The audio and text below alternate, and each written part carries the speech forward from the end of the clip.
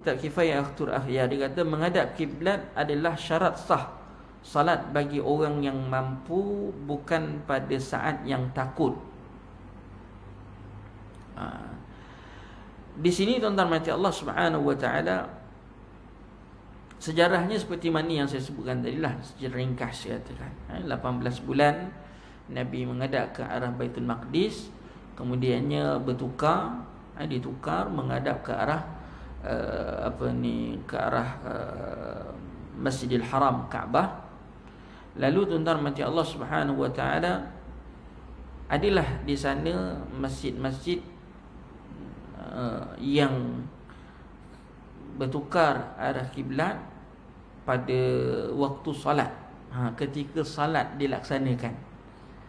Penghabaran sampai kepada mereka yang menyatakan kiblat telah bertukar ketika sedang salat. Contohnya yang berlaku di Masjid Quba dan berlaku juga di Masjid Qiblatain hari ini yang ma'ruf. Berlaku di Masjid Quba, nama Allah Subhanahu wa taala sama seperti mana yang berlaku di Masjid Qiblatain. Mereka dah semayang 2 rakaat yang pertama, seperti mana sabit dalam riwayat hadis sahih. Orang biasa tahu dekat Masjid Qiblatain sebab namanya masyhur Masjid Qiblatain, Masjid 2 kiblat. Peristiwa yang sebenar juga berlaku di Masjid Quba. Masjid Quba juga berlaku, maknanya berlaku seperti mana berlaku dekat Masjid Qiblatain. Setelah mereka semayang 2 rakaat, mereka ada penghabaran datang daripada Madinah, daripada Masjid Nabawi, yang salat bersama dengan Nabi bahawa kiblat telah bertukar. So mereka ketika sedang salat zuhur ataupun asar itu, mereka pun mentukarkan arah kiblat, terus sedang salat. Jadi di situ tuan-tuan yang dirahmati Allah Subhanahu wa taala, nanti saya kupaskan beberapa masalah. Kita terus apa yang disebut oleh muallif kitab Kifayatul Akhyar. Dia kata menghadap Kaabah adalah syarat sah salat bagi orang yang mampu. Kat situ bagi orang yang mampu tu banyak tafsirannya. Mampu, nama Allah mampu untuk menghadap ke arah kiblat. So kalau tak mampu, maka tidak ada menjadi kesalahan, katakan. Kemampuan itu tertakluk al-istita'ah, katakan. Kemampuan itu merujuk kepada hukum yang dipanggil hukum adat, kata. Balik kepada kemampuan itu, balik kepada keadaan kita, kemampuan kita, kudrat kita. Kemampuan kita iaitu adakah ketika itu mampu kita menghadap kiblat ataupun tidak. Contohnya kalau kita kata kita naik kapal terbang, tidak menghadap ke arah kiblat, mampukah kita menghadap ke arah kiblat untuk sembahyang? Kalau mampu, wajib. Maka tidak boleh sewenang-wenangnya bertukar, tak perlu menghadap kiblat sebab naik kapal terbang, kata. Itu bukan alasan untuk meninggalkan menghadap ke arah kiblat. Sedang kita kata hari ini dalam kapal terbang pun kita boleh menghadap ke arah kiblat jika kita nak, dan jika ada ruang untuk kita solat, kita perlu dan kita wajib solat, kerana itu syarat sah salat. Akan tetapi jika kita kata tidak memungkinkan kita, keadaannya tidak membenarkan keselamatan, merujuk pada keselamatan, ataupun merujuk kepada keadaan kita ketika itu, keselamatan ataupun keadaan kita ketika itu tidak membenarkan kita menghadap ke arah kiblat, maka kat situ ayat yang yang lainnya, fawalli wajhaka syatran masjidil haram wa haitsuma kuntum fawallu wujuhakum syatrah. Ayat yang rangkap yang kedua tu, wa haitsuma kuntum fawallu wujuhakum syatrah, di mana saja kamu berada maka palingkan wajah kamu ke arahnya, katakan. Yang mampu, bukan pada saat ketika takut. Kata muallif rahimahullah taala, bukan pada saat ketika takut. Takut ni dalam keadaan kita berperang, musuh datang daripada arah yang pelbagai. Sebab dalam bab salatil khauf, kita dalam salat salat khauf ini nama salat dalam keadaan ketakutan dalam peperangan khususnya, bila suasana serangan itu berlaku daripada pelbagai arah ataupun ketika sedang berperang, maka di situ dibenarkan kita sembahyang walaupun tidak menghadap ke arah kiblat. Dikecualikan. Dan bukan pula pada saat solat sunat, di waktu musafir yang dibolehkan. Kalau kita yang dikecualikan juga menghadap arah kiblat ini apabila kita nak solat sunat dalam perjalanan, dalam mana-mana perjalanan. Dalam mana perjalanan kita dibenarkan untuk solat sunat walaupun tidak menghadap ke arah kiblat. Solat sunat. Jadi dibenarkan kan dalam waktu safar, maknanya ketika bermusafir ataupun ketika dalam perjalanan yang dimubahkan.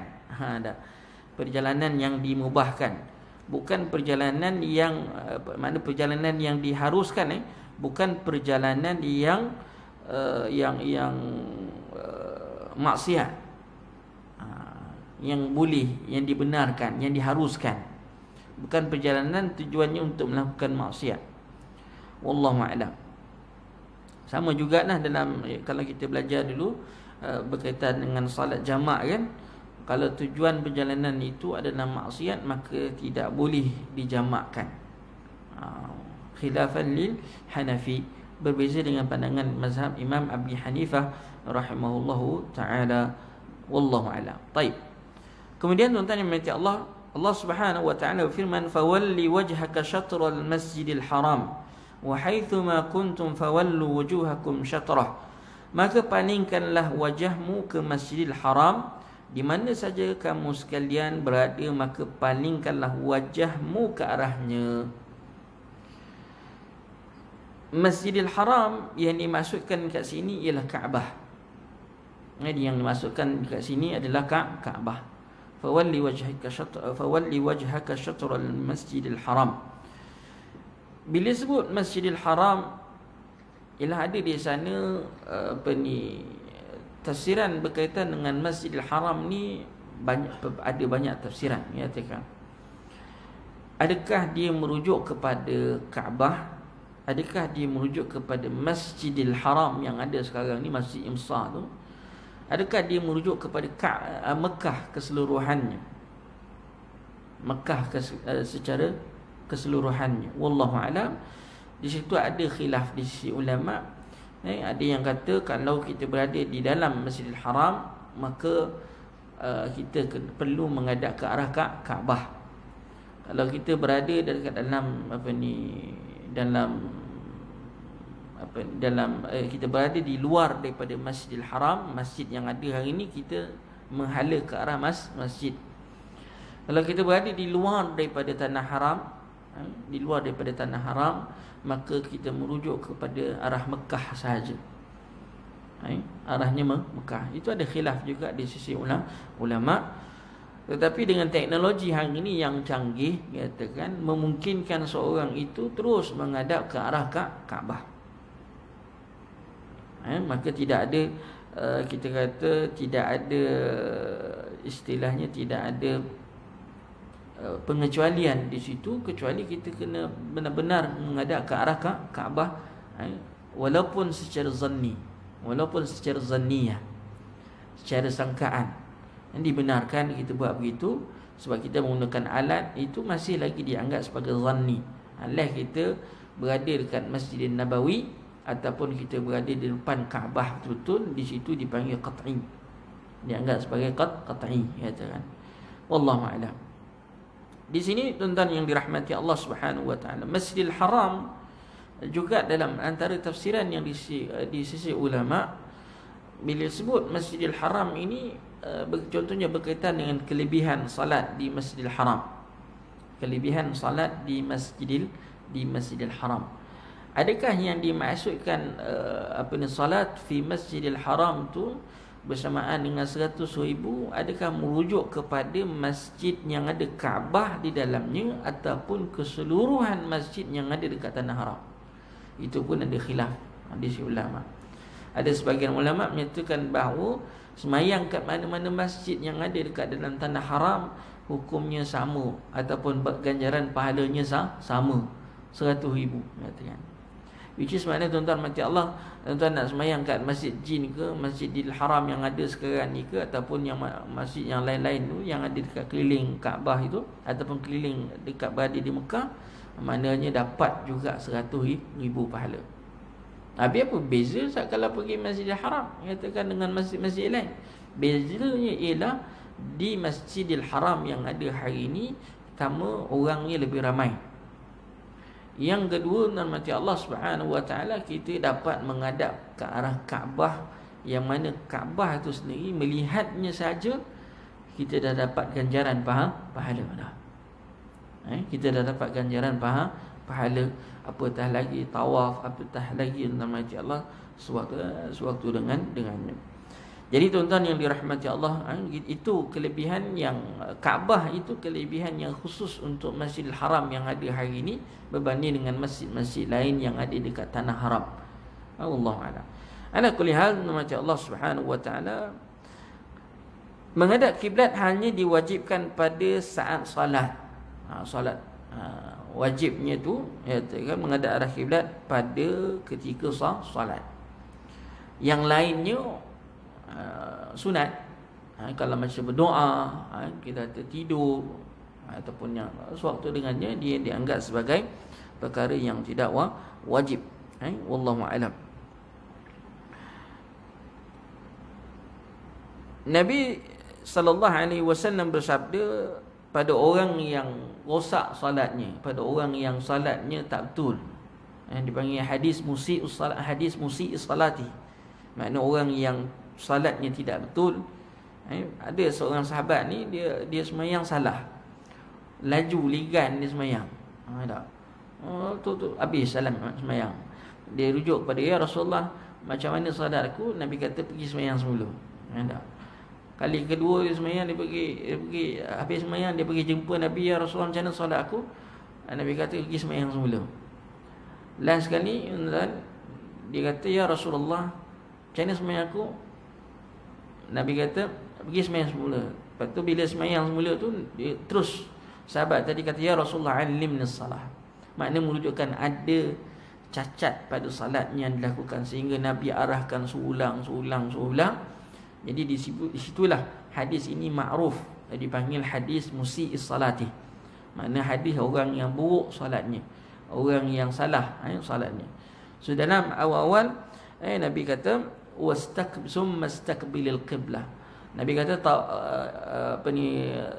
berwuduk, perelokkan wuduk kamu, kemudian berdiri, kita tu menghadap ke arah kiblat. Wastakbilil qiblah, dan menghadap ke arah kiblat, lalu bertakbir.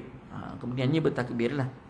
Kewajipan orang yang dekat dengan Kaabah adalah adalah kita kata mengarahkan keseluruhan tubuhnya sejajar lurus menghadap ke arah kiblat.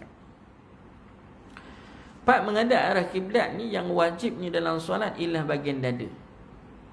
Ini bahagian dada ni dia tak boleh ubah.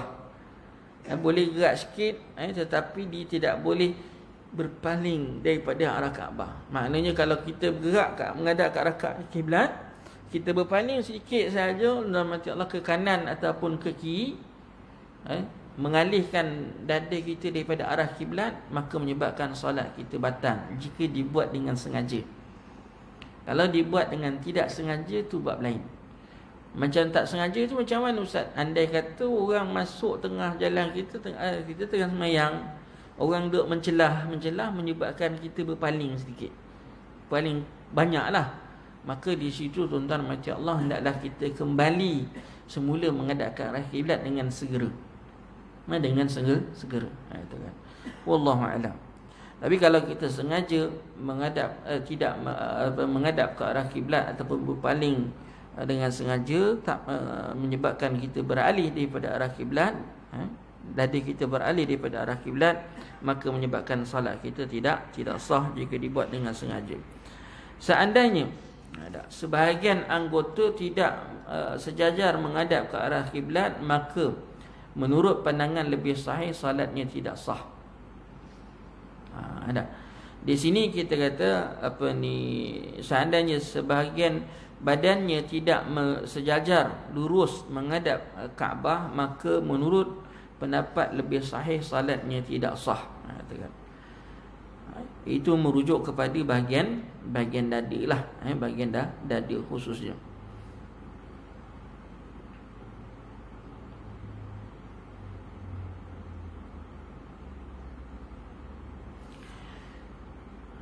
Badan sebahagian makna badan ni merujuk kepada bahagian depan. Adapun yang lain, kaki menghadap ke arah kiblat, hukumnya adalah tidaklah jatuh hukumnya wajib. Tetapi walau bagaimana sekalipun, seboleh mungkin kalau dia menghalakan jari kakinya tadi menghadap ke arah kiblat, maka itu lebih aula. Kadang-kadang orang semayang, saya selalu pesan tuan-tuan, dalam pengajian-pengajian fiqh dan sebagainya, orang Melayu kita bila dia semayang, dia suka mengepakkan kaki dia gitu. Kakinya dia tidak, dia buat begitulah semayang dia ada gitu. Sepatutnya dia kena menghadap ke arah kiblat.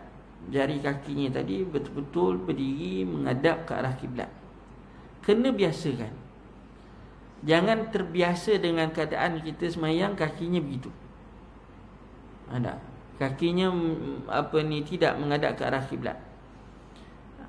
Jadi bila semayang tu terus tengok, perhatikan kaki. Mungkin dada kita dah menghadap ke arah kiblat dah, tapi tangan kaki walaupun kita kata sah salatnya, tetapi khilaful aula, bersalahan dengan yang lebih baik. Kita buat semayang automatik kita katakan kakinya tadi betul-betul menghadap kiblat. Memang sukar, memang susah nak buat mula-mula, tetapi tuan-tuan yang dirahmati Allah Subhanahu Wa Taala, apabila kita dah buat tadi setiap salat, kita pastikan kaki kita tadi betul-betul menghadap ke arah kiblat, maka tuan-tuan yang dirahmati Allah, insya-Allah selepas itu akan jadi lebih mudah. Kadang-kadang sebab semayang tu bila perhatikan, ada memang ramai yang buat, mungkin tak perasan sebab dah terbiasa. Bila dia salatnya kaki dia akan gitu, tapi masih dia berjalan elok dia tegak. Dia tak ada jalan mengempang macam tu. Macam penguin tu, penguin ni tu.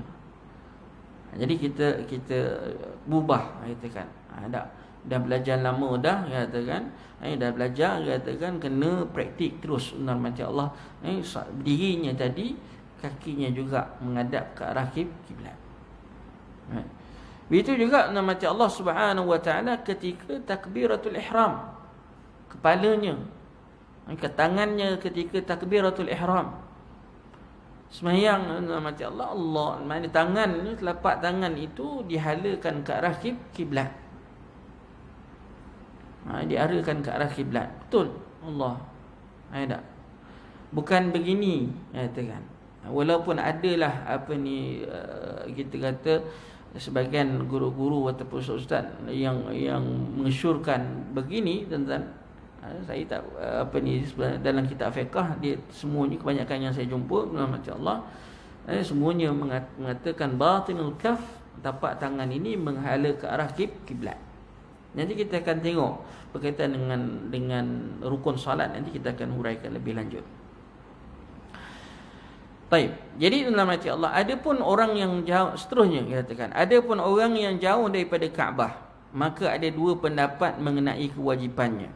Pendapat paling kuat di antara keduanya adalah memosisikan ataupun kita menghadap Kaabah berdasarkan ayat tersebut, namun cukup dengan persangkaan yang kuat, dipanggil zanniyah, persangkaan.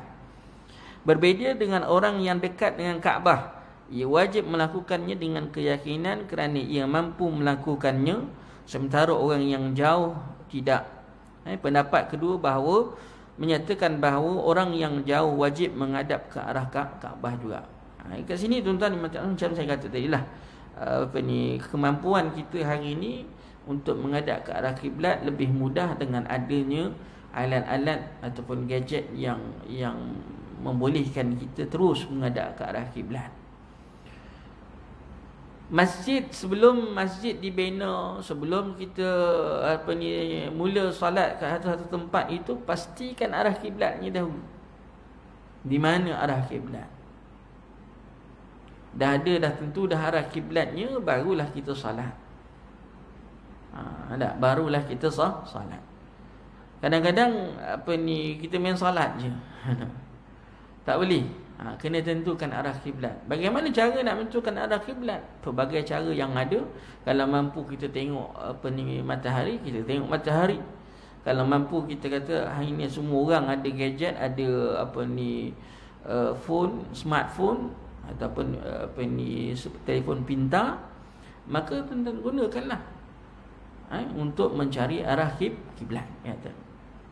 Bila telefon pintar ni, walaupun tak ada internet, kita ada dia punya dia punya apps tadi, kita masih lagi boleh mencari arah kiblat dengan menggunakan. Habis Ustaz, kalau bateri tak ada, katakan nanti kita akan lihat dalam situasi-situasi yang tertentu kita kena berijtihad. Kita guna berijtihad. Dalam nanti dia akan terangkan, nanti selepas ni kita akan bincangkan. Wallahu a'lam. Kemudian tuan-tuan mati Allah Subhanahu wa taala,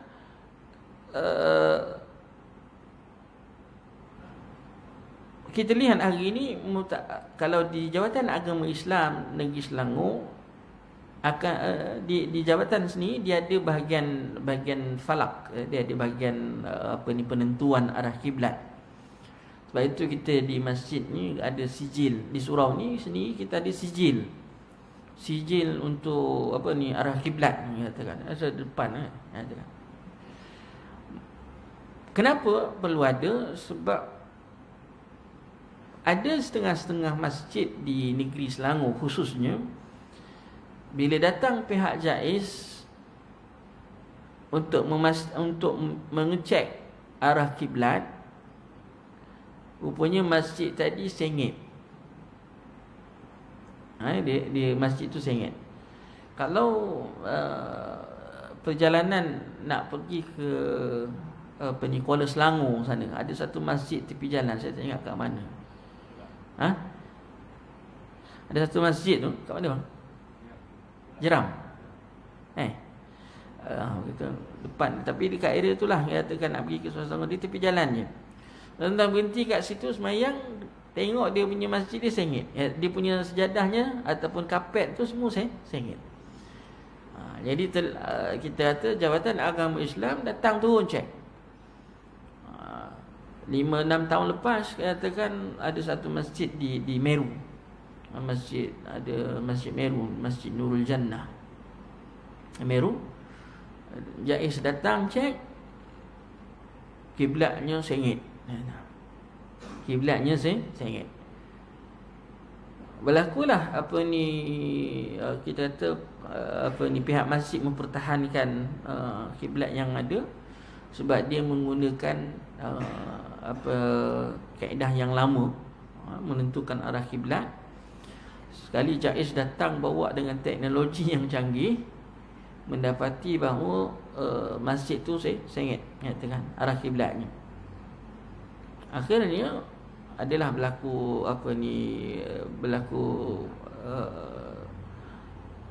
kita kata defend tu di antara kedua-dua belah pihak.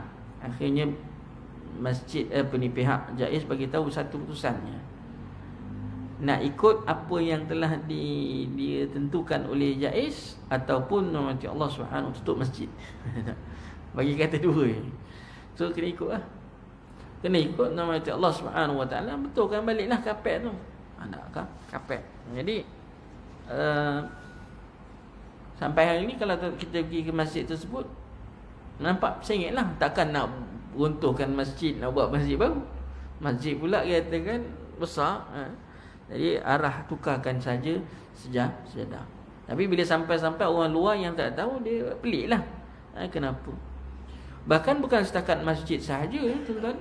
Kuburan juga ada sebagian, ada setengah-setengah kawasan perkuburan. Memang tuan-tuan datang tengok, kenapa kubur ni yang ini macam ni, yang bagus semua sengit, katakan. Di situ kita tahuilah mungkin berlaku kesilapan, bukanlah berlaku kesilapan. Ketika kubur yang lama tu mereka confirm dah menghadap ke arah kiblat dengan cara yang kaedah yang lama tu, katakan cara penentuan arah kiblat. Tapi bila dengan teknologi yang canggih, rupanya kita tersasar sikit daripada arah kiblat. Wallahu a'lam. Benda tu nama Allah tidak jadi isu, katakan. Perlu ke tukar ustaz, perlu ke kubur tadi digali semua. Kalau nak gali semua, tuan-tuan, macam Allah Subhanahu Wa Taala betulkan satu kerja. Satu kerja yang mengambil masa yang lama, katakan. Jadi dan mungkin boleh timbulkan fitnah dan sebagainya. Jadi kekalkan saja seperti mana yang ada, dan yang baru semua perlu menghadap ke arah kiblat. Wallahu a'lam. Itu pun adalah perbahasan di sisi ulama untuk dalam perbincangan yang lebih lanjut.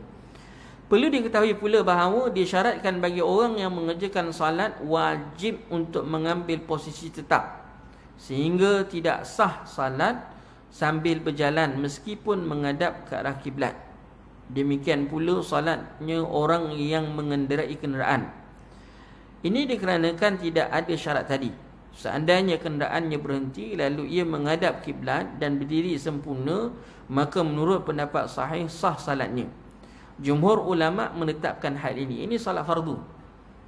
Salat fardu. Kalau kita kata dalam bab salat fardu, nama Allah Subhanahu Wa Taala, wajib kita menghadap ke arah kiblat. Kita tak boleh simply menghadap ke arah mana-mana kita nak. Tadi kan awal-awal kita kata kemampuan tadi. Kemampuan tadi bila kita dah tahu kita mampu menghadap ke arah kiblat, maka wajib kita menghadap ke arah kiblat. Paling tidak pada takbiratul ihram. Kalau kita kata kenderaan tadi berubah arah daripada arah kiblat, maka kita disebut, dihukumkan oleh para ulama salatnya sah. Let's say kita katakan misal kita dah naik kapal terbang ataupun naik kapal laut, kita pun tadi dah check dah arah kiblat. Duduk dalam kapal, duduk dalam bot ke atau sebagainya.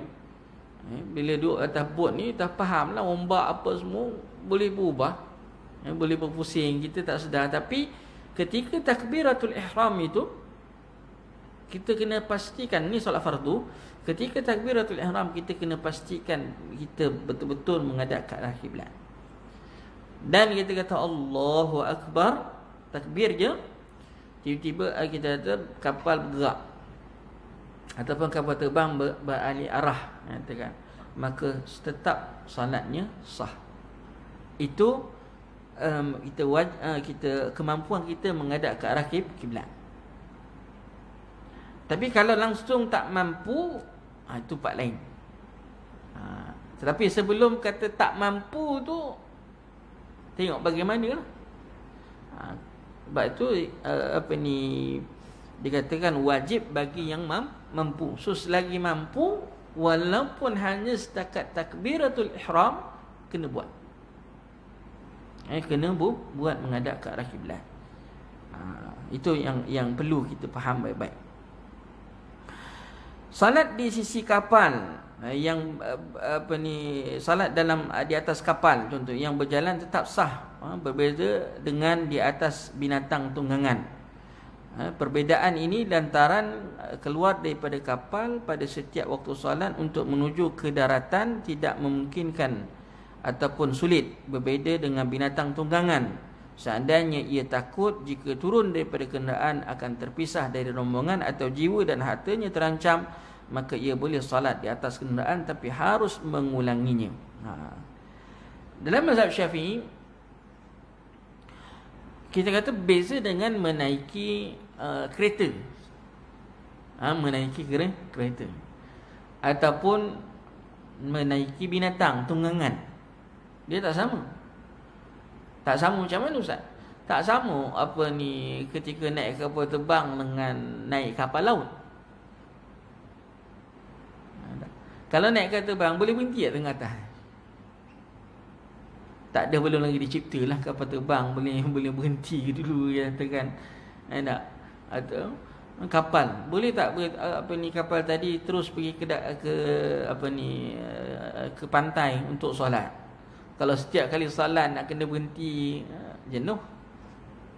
Tak. Tapi kalau naik kenderaan bas atau sebagainya katakan, motor, kenderaan, kereta ke, jika memungkinkan kita berhenti dan itu adalah mungkin, maka perlulah dia berhenti untuk menghadap ke arah kiblat, semayang turun daripada kenderaan dan semayang menghadap ke arah kiblat. Kecuali jika kita ni dalam rombongan, dalam satu kumpulan, kalau kita tak follow ni sekarang, kita boleh tersesat misal kata, maka sebagian ulama membenarkan juga dia semayang dalam kenderaan tadi, tapi dengan syarat menghadap ke arah kiblat pada takbiratul ihram. Kalau tak mampu juga dia menghadap tadi, mana saya nak menghadap Ustaz tengah drive ni, ataupun tengah dalam perjalanan, saya duduk belakang, ada. Maka di situ dia semayang macam biasa,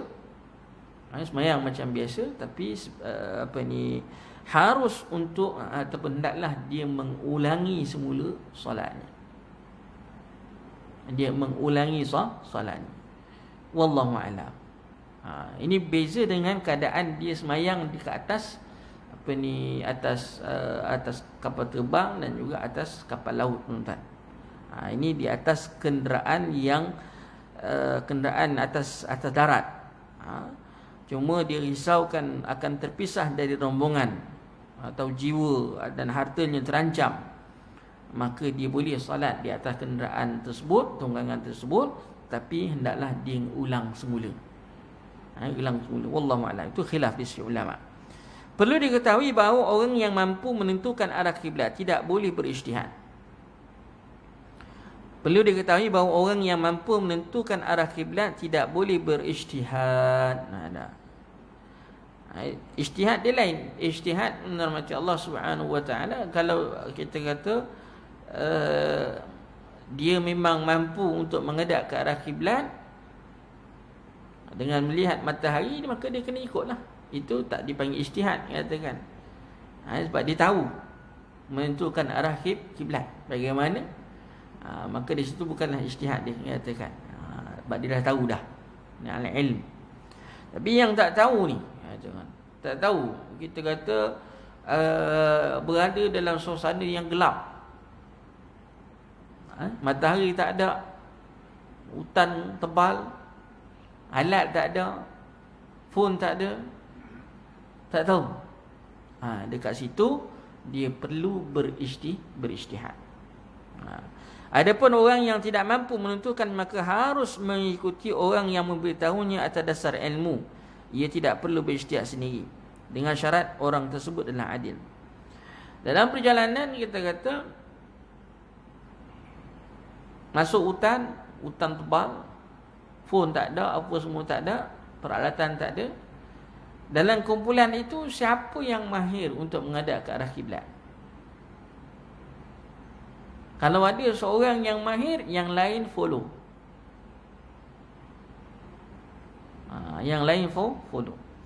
Tapi kalau semua pakat kata tak tahu, saya tak tahu, ni tak tahu, semua tak tahu, tak tahu, sampai semua 10 ahli, 10 orang tu 10 tak tahu cara arah, penentuan arah kiblat, maka di situ setiap orang kena ijtihad.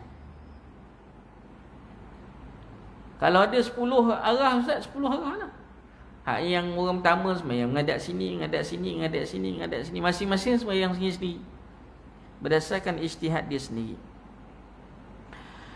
Tidak, kita kata dengan syarat yang orang tersebut. Dalam hal ini tidak ada perbezaan apakah ia seorang lelaki atau perempuan, mereka atau budak. Perkataan seorang kafir jelas tidak boleh terima. Orang kafir kalau ada dalam kumpulan tersebut tidak boleh diterima. Dalam kes tu. Sebab dia syaratkan lelaki tersebut adalah seorang yang adil. Adil maknanya bukannya adil yang kita faham, tidak. Adil kat sini maknanya dia seorang Islam dan kita kata dipercayai, dan dipercayai. Demikian pula perkataan orang fasik seperti hakim yang menerima suap, imam yang zalim dan saksi yang gemar melakukan sumpah palsu. Itu pun tak boleh. Kalau kita kenal dia, walaupun dia tahu cara arah kiblat, tetapi dia ni memang terkenal juga sebagai seorang yang fasik. Contohnya tadi kita katakan orang yang suka menerima rasuah, ataupun orang yang pemerintah yang zalim katakan, ataupun orang tu dia suka bersumpah dengan sumpah yang palsu. Kita tahu tak boleh, walaupun dia tahu tentang arah kiblat. Demikian pula dengan perkataan anak yang berusia tamyiz menurut pendapat yang sahih. Anak yang berusia tamyiz ni apa Ustaz? Tamyiz merujuk kepada anak-anak yang telah mula mampu membezakan yang baik dan yang buruk. Telah mula mampu. Ni kaca, ni bahaya. Tak. Yang ni tak membahaya. So anak yang mampu untuk membezakan bahaya dan tidak bahaya itu dipanggil umur yang tamyiz. So kalau budak-budak kanak-kanak yang dipanggil tamyiz ini juga tidak boleh kita menerima pandangan dia arah kiblat. Pada arah kiblat. Wallahu a'lam. Tak boleh. So kadang dalam informasi dapat ditemukan dengan ucapan atau petunjuk seperti mihrab yang menjadi sandaran. Kadang-kadang kita kata bukan semestinya kita perlu kita kata arah kiblat tu. Kita datang satu tempat, contohnya dalam masjid. Dalam masjid kita nampak, tengok mihrabnya mana. Mihrabnya di mana. Kadang-kadang kita pergi ke masjid, walaupun pintu kunci, kita kena cek juga mana arah kiblat. Jadi katakan kadang-kadang surau kita ni, bila orang datang pintu tutup, orang semayang kat luar, dia ingatkan kiblatnya ke sana. Kenapa mereka menganggap kiblatnya ke arah sana? Sebab dia tengok kantin kita di depan. Biasa tuan-tuan kalau pergi sembahyang kat masjid-masjid tempat lain, kantinnya di mana? Tempat makannya di belakang. Kita je suruh kita kat depan. Jadi orang yang datang musafir, bila berhenti sembahyang, dia tengok, oh kantin kat sini, jadi kiblatnya ke arah sana. Sebab tu pentingnya cadangan saja tu kita letakkan yang isyarat kiblat kat luar, katakan. Mungkin dia pun tak perasan tandas ke apa semua, dia pun confused juga. Sana tandas, sini lala dia mengatakan, tapi tak mungkinlah dia nak menghadap sana sebab kita ada line. So sama ada ke belakang sana ataupun ke sana saja. Jadi confused katakan. Allahuakbar. Tapi kalau kita kata, sebab itu walaupun keadaan begitu, kita rasa boleh nampak lagi kalau dia tengok pada cermin. Lepas tu kita sampai masjid tak tahu, tengok bahagian dalam. Mana dia punya mimbarnya, mana dia punya mihrabnya, katakan. Itu sebagai cara untuk kita nak mengetahui arah kiblat. Wallahu a'lam. Adapun kita kata sama saja apakah yang mengamalkan informasi tersebut kata ahlu ijtihad ataupun selain mereka. Sampai-sampai orang buta pun boleh menentukannya berdasarkan mihrab dengan menyentuhnya sebagaimana orang yang boleh melihat. Orang buta sama jugalah.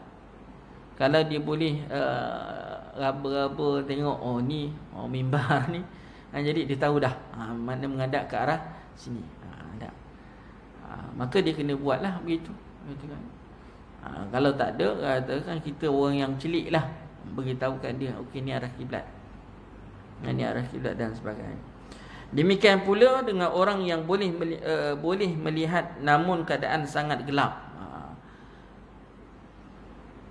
Kalau dalam keadaan gelap pun, tapi kita boleh pegang, cari mihrab, mana mihrab, maka kita boleh berdasarkan sentuhan itu pun kita boleh menentukan ke arah arah kiblat. Apabila berada di tempat samar baginya, maka tidak diragukan lagi bahawa ia harus bersabar sampai ada orang lain memberitahunya secara sarih. Jika ia takut kehabisan waktu, maka ia solat sesuai dengan keadaannya dan mengulanginya. Kalau kita berada dalam satu keadaan yang tidak memungkinkan kita menghadap ke arah kiblat, kena tunggu dulu, kot-kot ada orang yang boleh bagi tahu kita arah kiblat. Sampailah dan nak habis waktu, kita masih lagi tak ada orang yang boleh khabarkan kepada kita tentang arah salat, arah kiblat, maka ketika itu kita salat menghadap kat mana sekalipun tidak ada masalah. Kecuali dan seterusnya, apabila kita berjaya keluar daripada situ ataupun keluar daripada tempat yang keadaannya begitu, maka dalam mazhab Syafi'i dia kena ulang semula solat tersebut, qada lah. Dia kena qada. Wallahu a'lam. Semua hal itu jika ia mampu menemukan orang yang memberitahunya dengan ilmu dan termasuk orang yang perkataannya boleh jadi pegangan. Jika seorang yang lemah itu, kalau ada orang yang boleh bagi tahu dia, tak ada isu lah. Dia boleh semayang, dia boleh ikut, dia boleh follow pandangan orang tersebut. Tapi jika seorang yang lemah tidak mendapati orang yang memberitahunya, kadang ia mampu untuk berijtihad dan kadang ia tidak mampu. Jika ia mampu berijtihad, maka ia wajib berijtihad dan menghadap ke arah kiblat, ke arah yang dianggapnya arah kiblat. Sekala dia mampu berijtihad, berijtihad ni kita kata dalam keadaan dia lah, dia kena berijtihad. Dan kalau dia berijtihad mati Allah Subhanahu wa taala, maka sah salatnya atas dasar ijtihadnya saja, atas dasar ijtihadnya. Wallahu a'lam. Ijtihadnya hanya sah dilakukan dengan tanda-tanda yang merujuk kepada arah kiblat. Kalau dia tak boleh main simply aku rasa sini, aku rasa sini, tidak. Dia kena berijtihad dengan tanda-tanda yang membawa kepada arah kiblat. Tanda kiblat yang paling lemah adalah angin. Angin. Sebab arahnya berbeza. Kenapa dipanggil tanda yang paling lemah sekali ialah angin? Kerana angin ni sentiasa berubah-ubah. Yang paling kuat adalah bintang. Dia panggil bintang kutub. Ada satu kita kata dekat, kalau kita tengok bintang itu, dia bintang tu lurus, katakan dia punya ni di atas sana, itu kita kata penunjuk arah kiblat. Kalau berada pada waktu malam, kalau boleh nampak lah, itu sebagai tanda. Ia adalah bintang kecil pada gugusan bintang. Saya nama bintang ni saya tak beranilah katakan. Dinamakan bintang Ursa Minor, di antara dua bintang yang terang, bintang Capricornus. Dia nama dah. Saya pun tak tahu dia punya nama-nama bintang. Tapi yang pastinya dia ada tiga bintang tu dia lurus.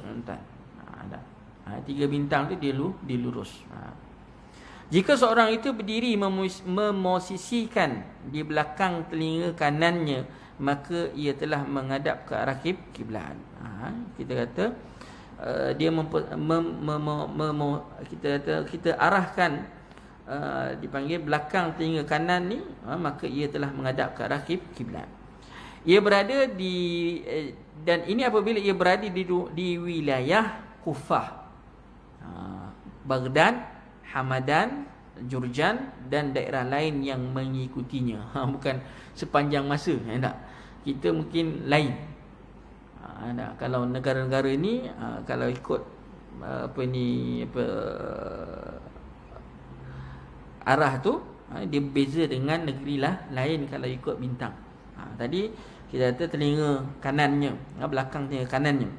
Tapi kalau kita berada kat negeri-negeri tertentu, contohnya macam kita berada dekat Mesir dan sebagainya, kita berada di kita perlu membuat posisi bahu kiri pula. Bahu kirinya tadi untuk wilayah Mesir, dan di belakang punggung pula kalau kita berada di wilayah Syria. Ini kalau gunakan bintang tadi. Saya tak mahir tentang mati Allah Subhanahu Wa Taala, wallahu a'lam. Tapi sekarang ni kita kata dah ada smartphone apa semua, benda-benda ilmu-ilmu macam ni kita tak cakna lah, kata kan, tak sangat tak ambil perhatian, kata. Kalau dulu-dulu kita memang orang dulu memang dia belajar cara tunjukkan macam mana. Macam kita hari ni adalah penentuan waktu solat. Penentuan waktu solat. Dulu si ambil bila tak ada jam tu ambil belajar kat sekolah tu. Tak. Pakai pakai kayu lurus. Tengok macam mana waktu solat Zuhur, Asar, Maghrib, Zuhur dengan Asar lah khususnya tentang mati Allah. Dan juga Maghrib macam mana. Tapi bila arah kiblat ni tentang mati Allah Subhanahu Wa Taala, kita lebih kepada penggunaan kompas ataupun sekarang ni dengan ada arah kiblatnya jelas lebih mudah. Orang yang mampu berijtihad tidak boleh mengikuti ijtihad orang lain. Tadilah macam saya kata tadi 10 orang mampu berijtihad, masing-masing ijtihad, dan dia dah ijtihad ni dia tak boleh ikut ijtihad orang. Walaupun pada arah yang sama. Jika ia melakukannya, maka wajib mengqadhakan salatnya. Ia tetap berlaku. Ini tetap berlaku baik ia takut kehabisan waktu salat ataupun tidak. Pada waktu yang sempit, maka ia salat bagaimanapun keadaannya dan wajib mengulanginya. Ini pendapat sahih dalam mazhab. Ada yang berpendapat ia mengikut pendapat orang lain jika takut kehabisan waktu. Masalah qada ni tuan-tuan, kenapa dia perlu qada, Ustaz? Sebab dia tak cukup syarat. So kita pegang kaedah di sini, jika sembahyang kita tidak cukup syarat, maka tuan-tuan hendaklah kita ulangi semula solat tersebut. Tapi tetap wajib solat. Tetap solat. Macam saya selalu bagi misalan, kita naik kapal terbang, air tak ada. Air tak ada. Nak wuduk tak boleh nak wuduk. Semayang tak? Kena semayang. Habis Ustaz air wuduk tak ada, semayang. Tetap wajib semayang. Orang Melayu dia gunakan istilah semayang hormat waktu. Jadi semayang maksud semayang hormat waktu tu bukan niatnya. Sebab ada orang yang salah tafsir. Dia salah tafsir tu maknanya menyatakan salat hormat waktu tu niat je. Siapa aja kata salat hormat waktu tu niat saja. Tak, dia kena semayang macam biasa. Kalau semayang 4 rakaat, zuhur lah. Cuma dia tak cukup syarat. Dan tidak ada istilah pun dalam fiqh mengatakan semayang hormat waktu. Tak ada. Cuma orang Melayu duk panggil gitu. Kata. Pemahaman tu katakan. Tidak, dalam fiqh tak ada sebut pun semayang hormat waktu, tak ada. Cuma penggunaan istilah tu dalam istilah Melayu katakan. Nak bagi faham, nak bagi mudah faham kat orang, panggil semayang hormat waktu katakan. So dia solat. Tapi mazhab Syafi'i mewajibkan qada. Dia kena qada. Berbeza dengan jumhur ulama. Berbanding dengan pandangan ulama yang lain, mazhab Hambali, Maliki dan sebagainya, mereka tidak mewajibkan mereka mengatakan bahawa tak perlu dia qada. Kenapa? Sebab kemampuan dia ketika itu adalah itu. Allah Subhanahu Wa Taala berfirman, fattaqullaha mastata'tum. Bertakwalah mengikut kadar kemampuan dia ketika itu. Jadi sebab tu ada khilaf di sisi ulama. Mazhab Syafi'i tegas bahawa dia wajib qada kerana ketidakmampuan dia ketika itu. Tapi dia salat tu wajib. Dia kena laksanakan, dia perlu qada. Wallahu a'lam. Seandainya sikit lagi tuan-tuan, seandainya tanda-tanda bagi orang yang mujtahid itu tidak nampak kerana mendung, gelap, ataupun mungkin tanda-tanda itu saling bertentangan, maka ada banyak perselisihan pada pendapat tentang hal ini, dan ringkasnya ada dua pendapat. Pendapat paling kuat dari keduanya hendaklah ia tidak melakukan taklid. Tak boleh taklid ni nama Allah Subhanahu Wa Taala. Jika kita semua ijtihad, tak boleh taklid. Imam Haramain berkata perselisihan ini dikarenakan ketika waktu sempit. Adapun bila waktunya tidak sempit, maka jelas sekali ia tidak boleh melakukan taklid kerana tidak ada keperluan. Inilah yang berlaku pada seorang yang mampu berijtihad. Adapun orang yang tidak mampu berijtihad kerana tidak memahami tanda-tanda kiblat tersebut, orang buta ataupun orang yang dapat melihat namun tidak mengenal tanda-tandanya dan tidak memiliki kemampuan untuk mengetahui, maka ia wajib mengikut seorang muslim yang adil dan memahami tanda-tanda kiblat. Dalam hal ini sama sahaja apabila ia seorang lelaki ataupun perempuan ataupun orang yang merdeka ataupun hamba. Bila dalam situasi kita kata tak mampu nak, dia tak tahu pun nak menentukan kiblat, tanda-tanda pun dia tak tahu, maka dia boleh bertaklid kepada orang yang mampu untuk berijtihad dengan tanda-tanda yang ada. Wallahu a'lam. Jadi itu tuan-tuan mati Allah Subhanahu Wa Taala. Kalau kita kata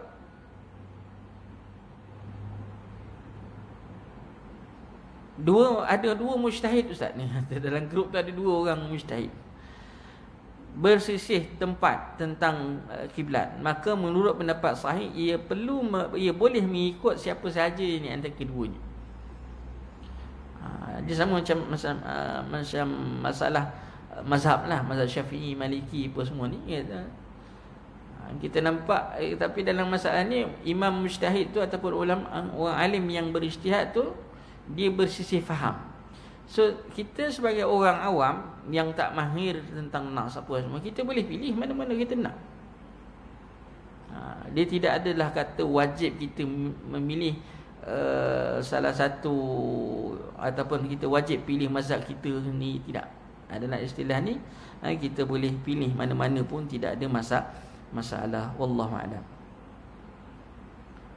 InsyaAllah nanti kita akan sambung lagi tuan-tuan yang dirahmati Allah. Minggu depan insyaAllah kita sambung lagi tajuk berkaitan yang berikutnya, iaitu tidak bercakap dalam salat. Itu syarat, antara syarat sah salat ialah tidak bercakap dalam salat. Bercakap dalam salat ni menghormati Allah Subhanahu Wa Taala. Bahasa Arab ni dikata satu perkataan pun boleh bawa makna, satu huruf pun boleh bawa makna. Nanti kita akan lihat kupas lebih lanjut berkaitan dengan apakah perkataan yang ada makna jika ianya disebut dalam salat. Dan perkataan itu tidak tertumpu hanya kepada bahasa Arab, bahkan ianya juga merujuk kepada apa-apa bahasa yang lain. Kalau orang Arab pun sebut, tetap menghukumnya batal. Sebab itu batal. Jadi sebab itu nanti kita akan bincang ada satu topik yang orang kalau perbahasannya ialah berkaitan dengan, boleh ke ustaz saya nak berdoa dalam bahasa Melayu ketika salat, ketika sujud saya nak berdoa dalam bahasa Melayu ketika sujud tu dalam salat. Jadi itu juga termasuk dalam perbincangan bercakap. Adakah itu dikatakan dia telah bercakap? Ada. Ataupun yang dilarang itu ialah bercakap dengan manusia walaupun dalam bahasa Arab. Adakah dia bila dia bercakap dengan Allah mesti kena bercakap dalam bahasa Arab, ataupun dia boleh dalam bahasa Melayu? dalam salatnya tadi. Nanti kita akan bincangkan pada siri yang akan datang. Wallahu ta'ala alam bis-shawab. Jadi setakat tu saja. Ada soalan nak tanya kalau ada? Ya. Yeah.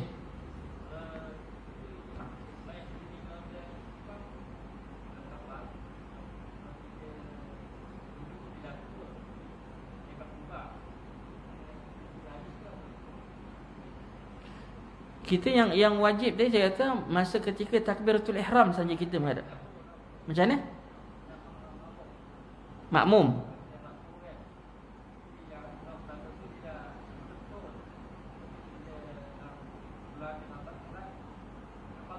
Oh, kata kan.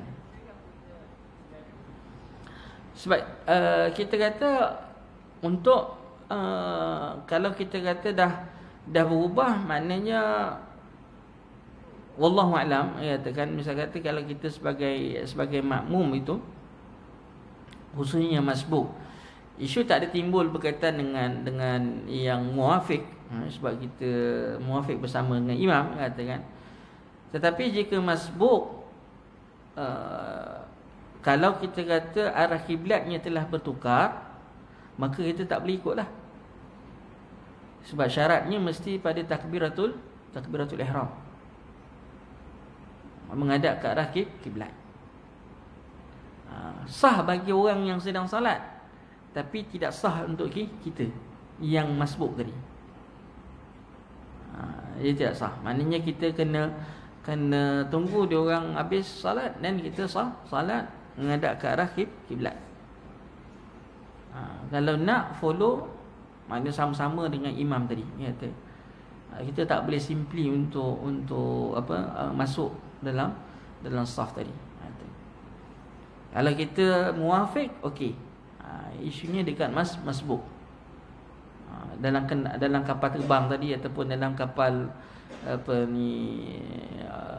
kapal laut ke atau sebagainya. Jadi kalau kita semayang tadi serentak bersama dengan imam, jadi okeylah, sebab memang sama-sama menghadap arah kiblat. Tapi bila kita masbuk, kalau arah kiblatnya dah bertukar, tak boleh. Tapi kalau arah kiblatnya masih kekal, tak berubah, boleh.